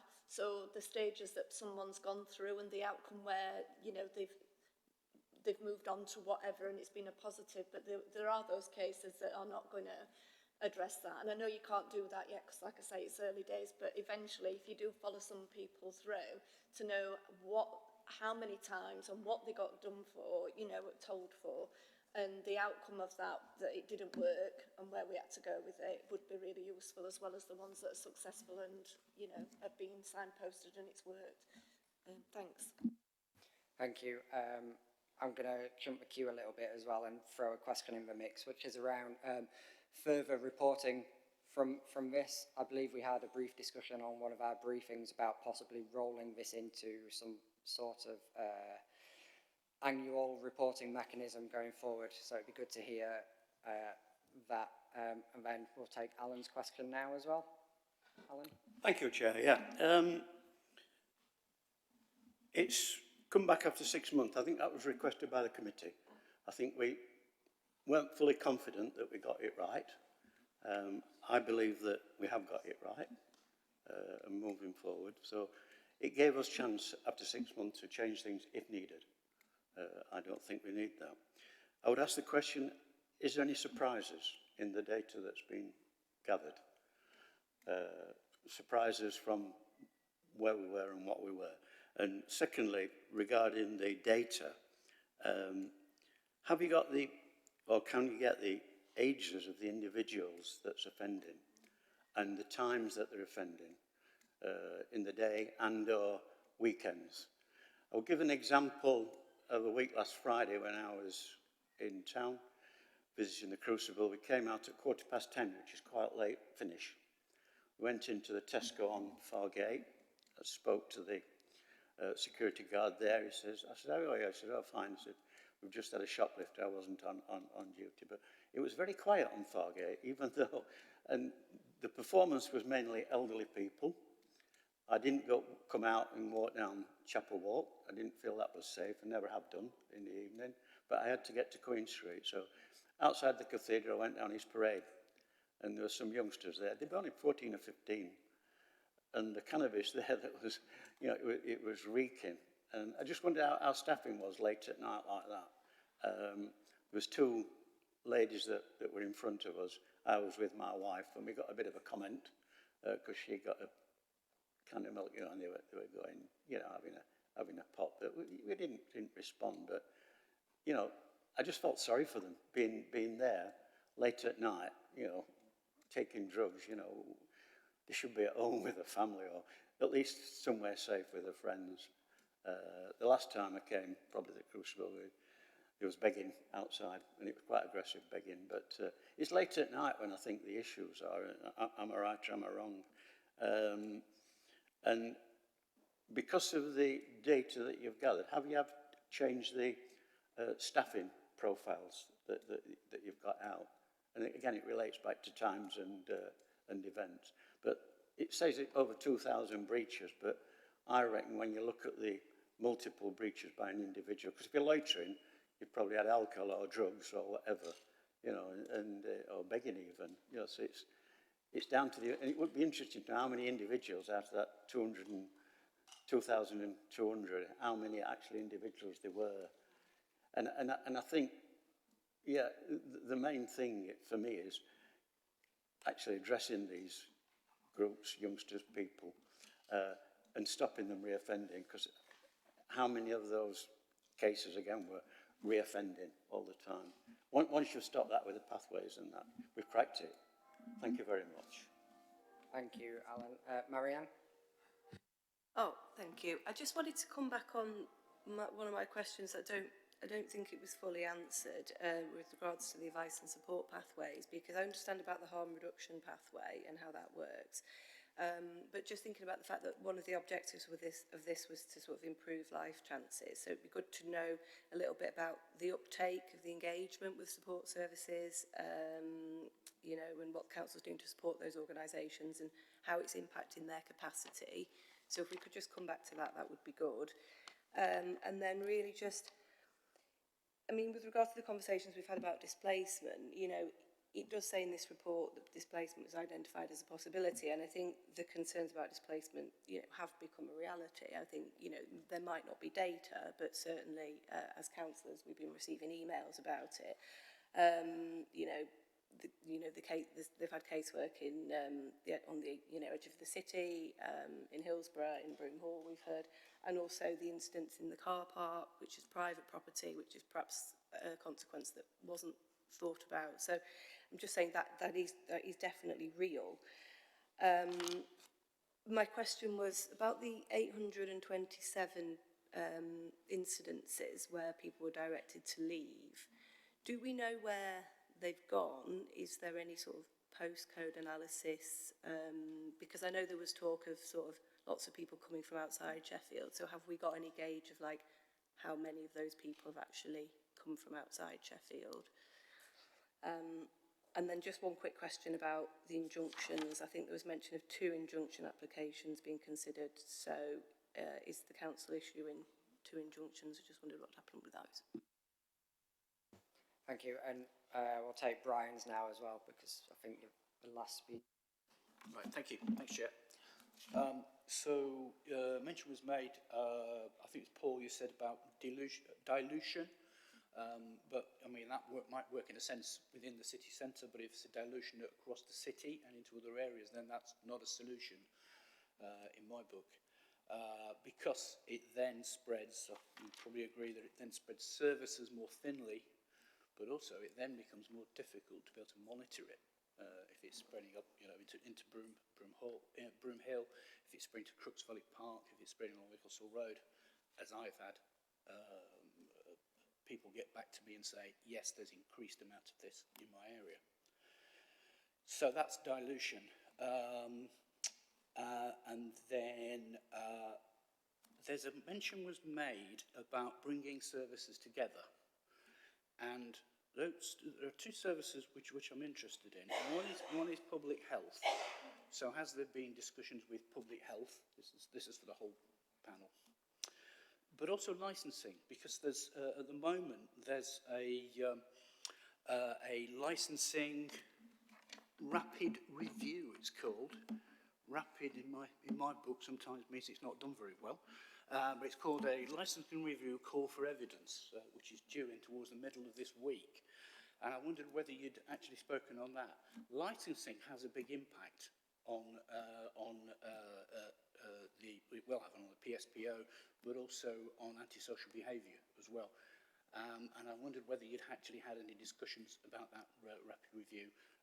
Shimla Finch is the contact to the officer there. So that's number two. And then we've got ward councillors. So ward councillors being involved. I don't think we had a response on that. But we're the eyes and ears on the ground. We talk to community groups, we hear back from them, and that would be good if we are actually included in. If we're going forward and doing something and say, making this an annual kind of review, response, then ward councillors would love to be involved in that. Thank you. Thank you. So a number of questions there. Some about the good and bad case studies that I think links in with what Marianne was saying about the life chances of people and the reduction, harm reduction things. Alan's point about any surprises and things like that. I've got lots of notes, but I'm sure you have, so I won't reread them all. Over to you. Okay, again, I'll try and pick out some of those salient points and cover a little bit of everything. So, question around engagement with third sector. So, particularly around the Archer project. Chief Executive is particularly involved in the strategic group, and I think it's probably fair to say, so start with a bit of caution about the approach that we would take. Now very much an enthusiastic and positive participant in the work, and is influencing how we're doing things. Conversations now around how some of the service users of that facility might want to work with our officers in terms of implementation and how it's being used. Quite a step for that organisation to want to do that, but one we're welcoming, looking to try and develop, and how that might be some sort of mentoring, like Timpson's, I know, use ex-offenders, for instance, in various stores. How can we sort of work almost in that model around trying to including people within there? In terms of case studies, with the problem-solving work that we're doing, we've got 20-odd different agencies now all contributing their people of most concern. Bringing those together, and that work is due the next week or so. We're convinced that 20 organisations putting in up to 10 different people, there will be lots of overlap. We're then going to do a joint holistic bit of risk assessment work, so not just for the police lens or a mental health lens or a treatment abuse lens. Holistically, what are the risks for these people? Let's look at them hierarchically, because inevitably somebody will be higher risk than somebody else, but let's focus on the most at risk first. 6 people died on our streets over 6 weeks last Christmas time. This is how acute the risks are for these people. So how do we understand those risks fully for the first time? And now what are we going to do about it to reduce the risks to those people? And bringing them together. So question of Councillor Holshaw about health. Yes, health are fully engaged in that. Health and treatment services to try and take that view. effectively this is a problem-solving piece of work in which the PSPO is one element of. To problem solve effectively, you do it together, you do it in partnerships, and you try and segment as much as you can into subgroups. These people are not all the same. But if we were to do a very simple segregation of transient passing people through the city centre who are drunk and drug users, like your experienced counsellor, was going to the show. You're drunk, you're on a night out, it's a lad's night out, and you're urinating up a wall. Quite straightforward, really. A bit like we used to have the powers. You can have a fixed penalty notice for me to mend your behaviours next time. Much more straightforward. For other groups of people that all those health, brain injuries we now know is a really chronic driver of this scenario, fixed penalty notice isn't going to be the solution to them. This is around trying to lever and come up with bespoke treatment plans. There might still be a need for some enforcement, but again, that's got to be done proportionally and carefully and thoughtfully, not willy-nilly and broadly with tickets. The bit around our hours of working, certainly from a policing's point of view, we're a 24/7 organisation, obviously. What we've done is we've increased our central neighbourhood team staffing. It's full, it will retain full, but then artificially we've increased the numbers through our nighttime economy, our response officers. Bit of old school policing, frankly. Get out your vans and walk in pairs. Division Street, West Street, Division Street, West Street, Division Street, West Street. Take early interventions, make visitors to the city feel safer, conscious of the Vogue agenda and young people. There are people in our city centre who will look for drunken girls, frankly, and relate to them.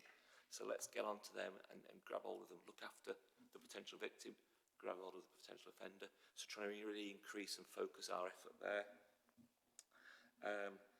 And then in terms of the licensing part, I'm personally not aware of that piece of work you were talking about there, Councillor Holmeshaw, but part of the prevention piece, working really, really closely with, I'm trying to choose my words carefully, a national chain of pubs that are in that area, and working to improve how that pub operates in the high street area.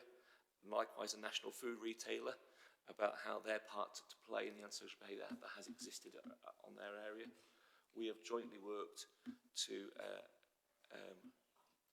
register our concerns around a potential 24/7 bingo hall cum gambling machine area, to use an empty bank. We didn't need a 24/7 pub opening in that area for people who have the addictions to service more slot machines. We would have repelled that licensing piece of work because that would have been a further element of the problem. So we're trying to work in every which way we can for a preventative piece of philosophy rather than an enforcement. Thanks, Chair. I just wanted to pick up on, Councillor, you asked about were there any surprises, just to address that point. I think that the data that supported the original decision showed us that we've got an issue, a big issue in the city centre, which is why the committee agreed the public spaces protection order as part of the solution to that. So I don't think there's really any surprise. If you look at the number of breaches, over 2,000 in 6 months, that's a lot of breaches. And actually, when we talk about data and evidence, that is evidence that the problem was there. Because of the work that officers have done on the ground, Ben's team, my team, Paul's team working together, the enforcement officers on the ground, there's been so much effort gone into this on the ground in the last 6 months. I think you've said yourselves that that's been noticeably seen, if you like, or you've had feedback to say that. I think that this is just a personal point of view, that the biggest surprise was the effect, the positive effect that it had very quickly as soon as we implemented it. I didn't personally think that it would have an immediate impact like it did. And we talked, I think somebody mentioned about, councillors, one councillor asked about postcodes. Do we know where people were told to leave to? And we haven't got that information. We ask people to leave the area, but then we don't then say, can you give us your postcode and the address that you're going to, please? We ask them to leave the area because they're creating antisocial behaviour at that particular time. So they're asked to leave the area. But I think some of that anecdotally is playing out in some of the conversations that we had, that people were visiting Sheffield from outside of Sheffield because we didn't have a public spaces protection order. So they were coming from Rotherham, Doncaster, Barnsley, all do have public spaces protection orders, or did. Just in terms of the immediate impact and my surprise, what I'm suggesting is that the immediate impact was people saying there's no point going to Sheffield to do this because we're not going to get away with it. We're going to get the alcohol taken off us. We're going to be asked to leave if we create antisocial behaviour. The biggest surprise for me was the initial impact that had, because you could literally see a change within the first month in the city centre. I think we haven't got the data to support that. We're never probably going to have the data to support that because you'll never know where people went back to once they left. But we can see that visibly in the city centre. I think that's probably enough evidence.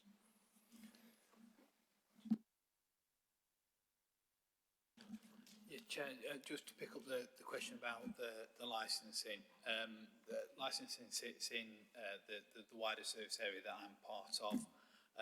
There's a report going to the Environmental Services and Regulation Committee next week about a review of our licensing policy and updating it in terms of that. There's been lots of consultation that's taken place around that, so that's a good positive piece of work. It's the first time that's been updated in 5 years, so we're really pleased to see that. And in terms of the wider question, in terms of the government's call for input into the licensing regulations at the moment, I can confirm that our licensing team have received that, and Public Health have been in touch with them in terms of responding to that. Okay. Thank you. What was I going to say? I've lost my train of thought now. It's late. What did you answer the question about an annual look at the data? Yeah, I wonder whether I might just come in and try and just sort of maybe sum up some of where we're at. And I think there's a couple of things we've not quite picked up. So I guess I would start with what a number of people have said, which is this is a 6-month report into one enforcement tool that can be used in the city centre, and we can certainly commit to annual reports or, more often reports around the data associated with the PSPO. There's clearly a lot of work to be done around the data, and we're doing that work. But we also need to report back to this committee on the wider work that is taking place in the city centre to deal with all the determinants of the problems that we have. The PSPO is one tool in the box.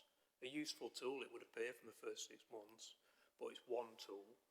And as members have said, there's a whole load of work taking place in terms of referral pathways around care and vulnerability, which it probably is fair to say is a bigger piece of work than 6 months would allow us. We would never have got that done in 6 months. The group that Paul has referenced really clearly is a multi-agency group across health, across children's services, adult services within the council, licensing police, various organisations. And the initial piece of mapping work that group did to look at who was working with this vulnerable cohort in the city centre, we found there was something like 15 organisations in the city centre. So there's a complexity in terms of the referral process that we're now starting to understand, and we're starting to map out so that people do get to the right places for care. In that regard, there's no impact on the existing resource because there's actually quite a good resource.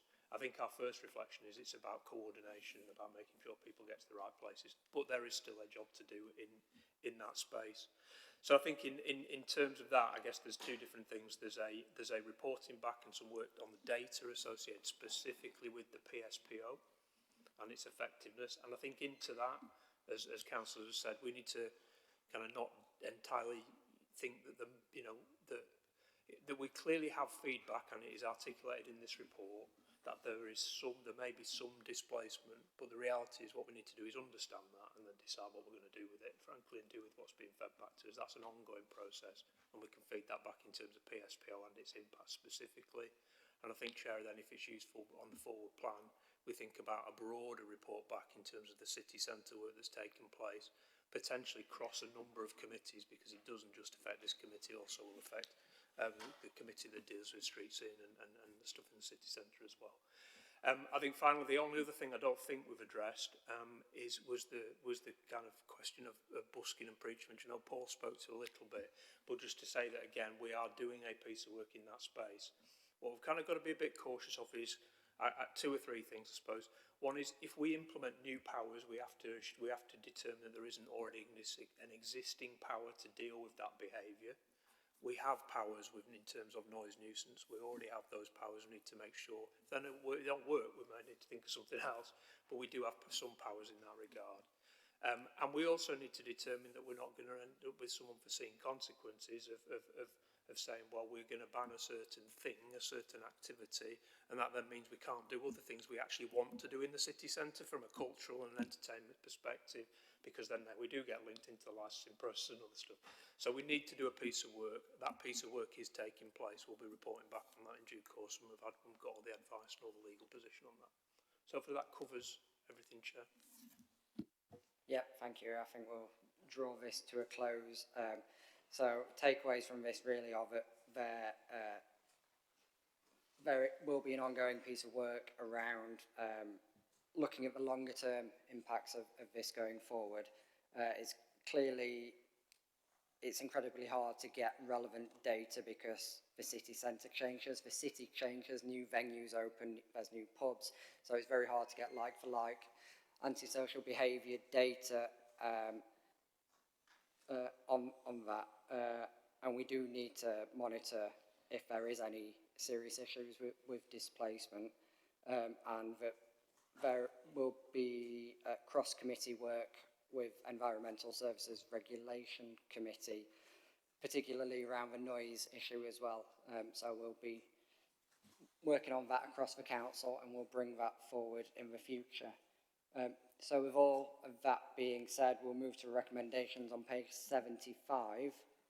Are we all happy with this recommendation? Any member wishing to dissent should raise their hand. I think that was carried. Perfect. Well, thank you, everybody, for your input today, and for everybody who spoke throughout the committee. That brings us to the end of the meeting. So we'll see you at the next one. Thank you.